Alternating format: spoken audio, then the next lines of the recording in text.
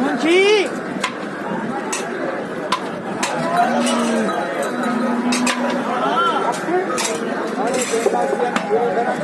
लोहे कोई मुंशी आ पर्ची लिखो कोई मुंशी आ पर्ची लिखो एक फटाफट ओ मुंशी आ गया भाई लोहे क्या भूखते रोटी ताजी का गर्म आज जिन्हें खाना पीना लगे